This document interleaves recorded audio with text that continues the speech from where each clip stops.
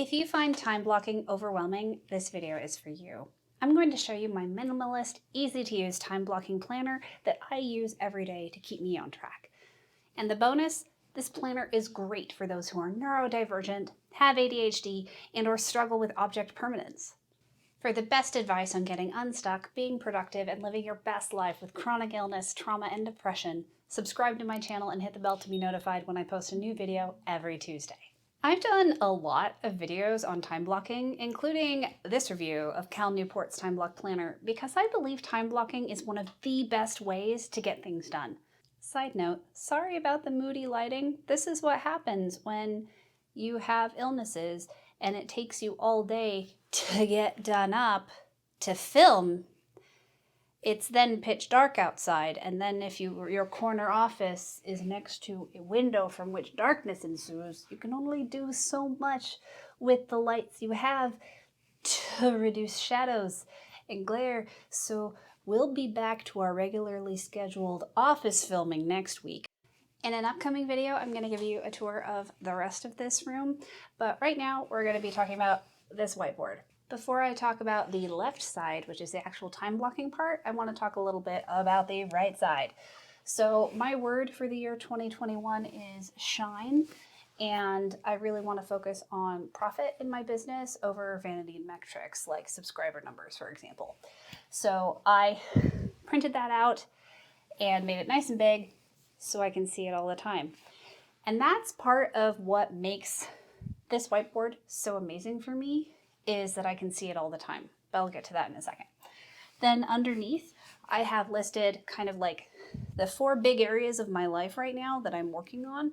One is my coaching business, another is my dance teaching business, another is a manuscript that I'm working on for someone, and then down here, I'm growing up and managing money like an adult, which is very exciting. So now let's talk about the left side. So as you can see, I have a time scale vertically right here from 9 a.m. That's usually the earliest I'm ever doing anything, unless I have a fasting blood test or something, which is evil. Before I show you how I actually use the time blocking part, I just want to talk about why I love having this whiteboard so much. It's simple, it's minimalist, it's easy to use, it's not at all wasteful, unlike Cal Newport's time block planner. And like I mentioned before, I can always see it. So my motorized bed that I work from is right here. And when I sit at it with my laptop on my lap desk, I can see just past the right of my monitor, and this is in my peripheral vision all day long. And that helps with something called object permanence. Object permanence is something that those with ADHD and or any other kind of neurodivergence tend to struggle with. And that's the idea that if something is out of sight, it's out of mind.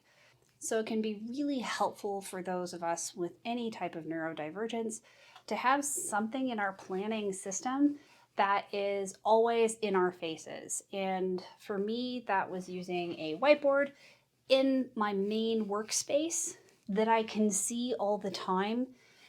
Whereas if I was using, for instance, Google Calendar, I'm always doing other stuff on my computer, actually doing my work.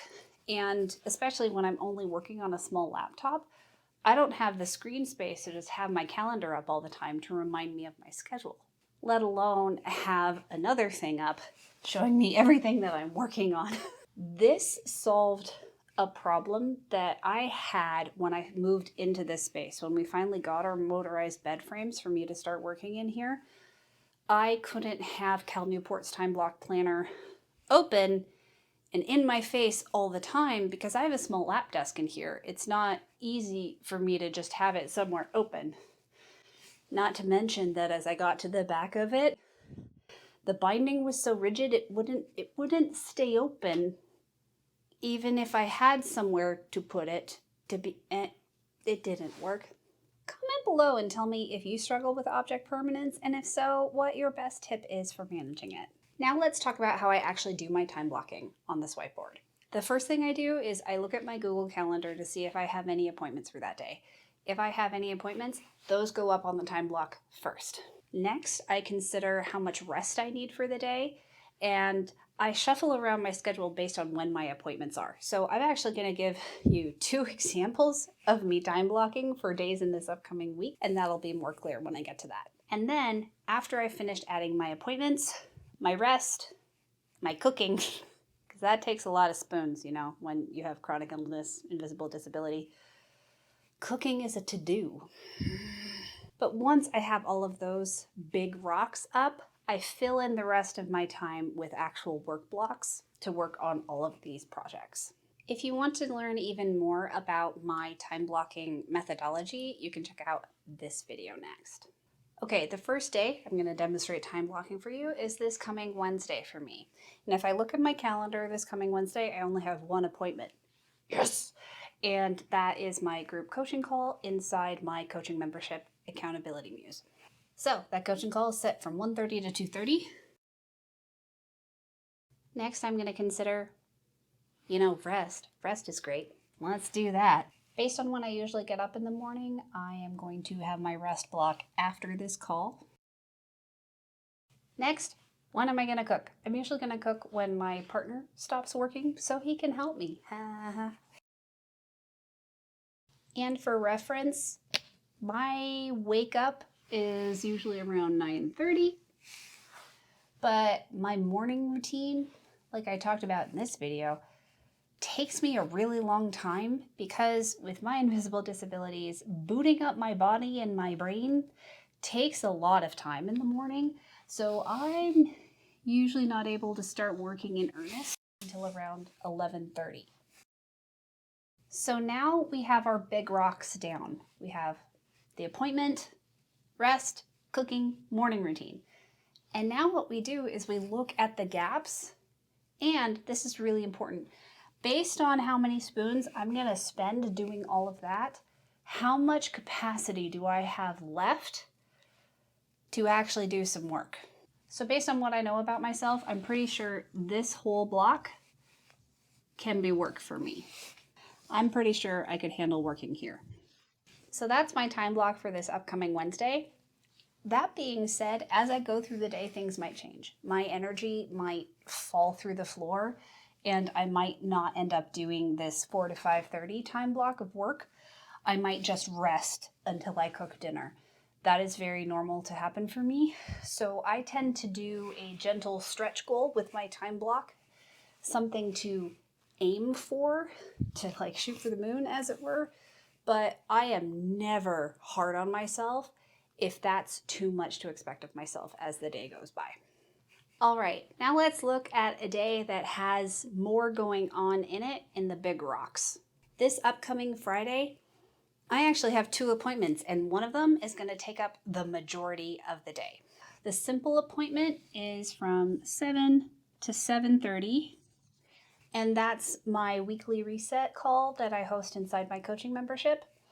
If any of you are familiar with doing a weekly reset in your planning system to be on top of things, it's a guided one of those that really helps to give people the accountability to actually do their weekly reset. I have been in awe of how doing this has helped my clients inside my membership. It's amazing. My other appointment, while the appointment itself is only 15 minutes long, it's at a place that could be up to an hour and a half away from where I live. Yay. I'm getting my first dose of the COVID vaccine on this coming Friday, so that's what this is. The actual vaccine, not that long.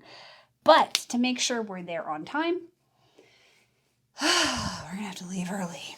Just to be safe, we're going to leave an hour and 15 minutes early. So this is all going to be driving. Ew. And coming back in traffic, we're just going to assume that's going to take a lot of time. And even though I'm not the person driving, just like with me sitting at a desk, sitting in a car with my feet on the floor is really hard on me. So all of that driving is going to wipe me out. And that means that this is all going to be rest, so I can recuperate enough to show up and be present for my clients at 7 o'clock that night. That is really important to me. I always manage my energy in such a way that I can show up for my clients, because one of the things that is really important to me is that I show up for them so they can finally show up for themselves. Now, one does not leave the apartment without bathing. So again, I'm going to get up here. But my normal morning routine doesn't include a shower because that wipes me out. So this one is going to be even longer because it includes a shower. So I can recuperate after said shower. That leaves this time. And this is another shoot for the moon moment. I'm going to hope I can do some work through that time. But if I don't, that's okay too. So quick recap, because I didn't write them down that time to be faster. We've got morning routine, work block, drive, get poked, drive, rest, coach my clients. And as a side note, I actually find it really cathartic and healing to erase the day at the end of the day. So by the time I'm climbing in bed to actually go to sleep for the night, this is blank. There's something really promising about giving yourself the gift of a blank slate when you wake up in the morning. I know some people really enjoy planning the night before, which is totally valid. If that works for you, awesome. But the way my brain works, if I were to time block the night before, I would have it top of mind while I'm trying to fall asleep, and that's not healthy for me. I would ruminate forever and stress.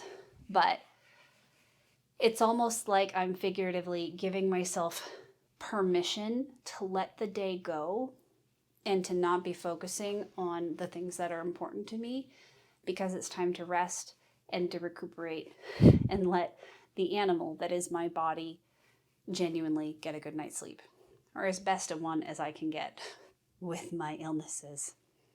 There you have it, my minimalist time blocking planner that I've been using every day and absolutely loving. But Cassie, you say, what do I do when it's time to start working during a time block and all I feel is resistance?